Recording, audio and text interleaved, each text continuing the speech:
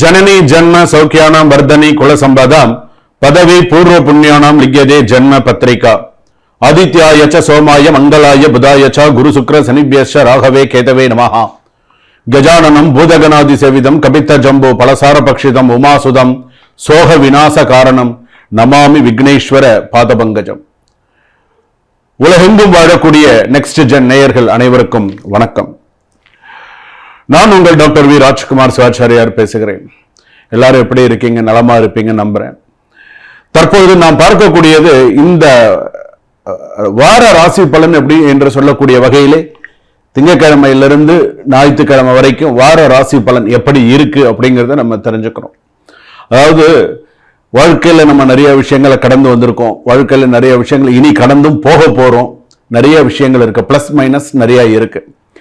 எதற்காக இந்த வார ராசி பலன் அப்படின்னு சொன்னா இது பாத்தீங்கன்னா நீங்க தெரிஞ்சுக்கணும். சோ எனக்கு இதெல்லாம் நடக்குது, எனக்கு இதெல்லாம் நடந்துட்டு இருக்கு, நான் இந்த விஷயத்துல இனிமேல் கவனமா இருக்கணும் அப்படின்னு நீங்க தெரிஞ்சுக்கிறதுக்கோசரம் தான் இந்த வார ராசி பலன்.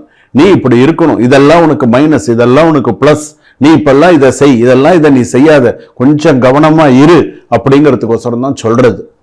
27 நட்சத்திரம், 12 ராசி, 9 கிரகம், இது நம்மளுடைய ஆளுமை. நம்ம ஒரு மனிதனாக பிறந்தவனுக்கு அதுக்காக தான் இந்த வார்த்தையை நம்ம சொல்றது. ஜனனி ஜன்ம சௌக்கியானம் வர்தனி குல சம்பதாம் பதவி பூர்வ புண்ணியானாம். நீ பூர்வ புண்ணியம் பண்ணியிருக்கணும். நல்லதா இருந்தாலும் சரி, எந்த ஒரு விஷயமா இருந்தாலும் உன்னுடைய கர்மா பலன், உன்னுடைய ஜாதக பலன் இதெல்லாம் உனக்கு நன்னா இருந்து யோகமா இருந்தது அப்படின்னு சொன்னா அடுத்து ஒரு விஷயமா நீ சக்சஸ் பண்ணிட்டு வருவ. அதுக்கு பேர் தான் காலச்சக்கரம்னு பேரு. காலச்சக்கர திசை அப்படிங்கிறது அதனாலதான். ஒரு நேரம் காலச்சக்கரம் அது சொல்றோம் இல்லையா, ஒரு நேரம் மேல இருக்கிறோம், ஒன்னு கீழே வருவான், கீழே இருக்கிறவன் மேல போவான். காலச்சக்கர திசை அப்படின்னு பேரு. அப்போ அதனாலதான் சொல்றது, நாம செய்யாததை நாள் செய்யும், நாள் செய்யாததை கோள் செய்யும் சொல்லுவாங்க. கோள்னு கிரகம். சோ அப்ப இந்த 9 கிரகமும் இப்ப இந்த வார ராசி பலனுக்கு நமக்கு என்ன சொல்றது, நம்ம ராசிக்கு என்ன சொல்றது? இப்போ முதல் விஷயம் எடுத்தோம்னா அஸ்வினி நட்சத்திரம், பரணி நட்சத்திரம், கிருத்திகை நட்சத்திரம் 1ஆம் பாதம் வரையில மேஷ ராசிக்கு எப்படி இருக்கு அப்படிங்கறத நம்ம தெரிஞ்சுக்க போறோம். சோ முழுமையா வீடியோவை கடைசி வரைக்கும் ஸ்கிப் பண்ணாம பாருங்க. அப்பதான் இடையில நான் ஏதாவது ஸ்லோகம் சொல்லியிருக்கேனா, சோ ஏதாவது அந்த ராசியை பத்தின விஷயங்கள் ஏதாவது சொல்லியிருக்கேனா அப்படிங்கறது உங்களுக்கு முழுமையாக நீங்க தெரிந்து கொள்ள முடியும். உங்களை பத்தி தெரிஞ்சுக்கிறதுக்கு நீங்க கொஞ்ச நேரம், உங்களுக்காக சிறிது நேரம் நீங்கள் ஒதுக்க வேண்டும். சில ராசிக்காரர்கள் தனக்கான வாழ்க்கையை வாழ்ந்திருக்க மாட்டாங்க. அதனால தான் இதை முக்கியமான ஹைலைட் பண்ணி சொல்றேன். என்ன நடுவில் எல்லாம் நீங்க கேட்டுட்டீங்க அப்படின்னு சொன்னா உங்களுக்கு உங்க ஜாதகத்தை பத்தி நீங்க சிறப்பா தெரிஞ்சுக்கலாம். சரிங்களா? சிம்ம ராசி நேயர்களே, உங்களுக்கு எப்படி இருக்கு? மக நட்சத்திரம் சிம்மராசி, பூர நட்சத்திரம் சிம்மராசி, உத்தர நட்சத்திரம் 1ஆம் பாதம் சிம்மராசி. உணர்ச்சி வசத்தை கட்டுப்படுத்து. வடிவேல் சொல்றாருல படத்துல, உணர்ச்சி வசத்தை அடக்கு அப்படின்னு சொல்றாங்களே, அடக்குங்க. ஓவர் கான்பிடன்ஸ் உங்க லைஃபையே டவுன் பண்ணும். ரொம்ப கான்பிடென்ட் இருக்கணும், ஓவர் கான்பிடென்ட் எல்லாம் போக கூடாது. கொஞ்சம் கவனமா இருங்க. நான் நினைச்சதுதான் சரின்னு நினைச்ச அது உனக்கு லாஸ். நான் தாங்க நான் என்னோட கணிப்பு மாறு, நான் அப்படி இப்படி அந்த கௌரவமே உனக்கு வேணாம். நான் தான் சரின்னு நீ நினைச்சா அது உன்னுடைய லாஸ். அதுதான் நான் சொல்ல விரும்புறேன். இந்த வாரம் உங்களோட ஈகோ விட்டீங்கன்னு நல்லது. இந்த வாரம் அதாவது உங்களுக்கு பொறுமை அதிகமா இருக்கணும். உங்களுக்கு இருந்தா உங்களுக்கு நல்ல வாய்ப்புகள்லாம் கிடைக்கும். இன்னொன்னு என்ன தெரியுமா, சிம்ம ராசிக்கு உங்க அட்டிடியூட்னாலேயே உங்களுக்கு ப்ராப்ளம் அதிகமா வரும். நம்பிக்கையா எடுத்தா ரிஸ்க் ரொம்ப பார்த்து எடுத்து எதுவா இருந்தாலும் செய்யுங்க, அவசரப்படாது. இந்த வாரம் லக்கு உங்களை டெஸ்ட் பண்ணும். நீ எப்படி இருக்க, என்ன பண்ற, என்ன வேலை பார்க்குற, என்ன செய்ய, உங்களை சில விஷயங்கள்லாம் கிரகங்கள்லாம் டெஸ்ட் பண்ணுவாங்க. சில பேர் பார்த்துருக்கீங்களா, அவன் என்ன பண்றான்னு பாடுறா, பொறுமையா இருந்து பாடுறா, என்ன செய்யறான்னு, நீ நல்லது செய்யறியா, என்ன செய்யற, என்ன பேசுற, முன்ன விட்டு பின்ன பார்க்கறது கேள்விப்பட்டிருக்கீங்களா? அதெல்லாம் உங்களுக்கு இருக்கும். என்ன ஏற்கனவே சிம்ம ராசிக்கு நான் சொல்ல வேண்டியது இல்லை. கண்டகச்சனி முடிஞ்சது, அஷ்டமச்சனி, சிம்மம் கன்னி துலாம் விருச்சிகம் தனுசு மகரம் கும்பம் மீனம், அஷ்டமச்சனி எல்லாம். இப்ப அடுத்த குரு 12ல வேற வராரு. எல்லாமே இருக்கு. அதனால நீங்க தான் கொஞ்சம் பார்த்து கவனமா இருக்கணும். சின்ன மிஸ்டேக் பெரிய ரெபுடேஷன் டேமேஜ்னு சொல்லலாம். உங்க க்ளோஸ் சர்க்கிளாலே உங்களுக்கு பெரிய பிரச்சனை வரும். கண்ட்ரோல் இல்லைன்னா சக்சஸ் ஸ்லிப் ஆகிறதுக்கான வாய்ப்பு நிறைய இருக்கு. சிம்மராசி நீங்க கவனமா இருங்க. இந்த வாரம் உங்க அட்டிடியூட்ல ரொம்ப பார்த்து ஓவர் கான்பிடன்ஸா எல்லாமே என்ன செய்யணும் அப்படிங்கறத பார்த்து செய்யுங்க.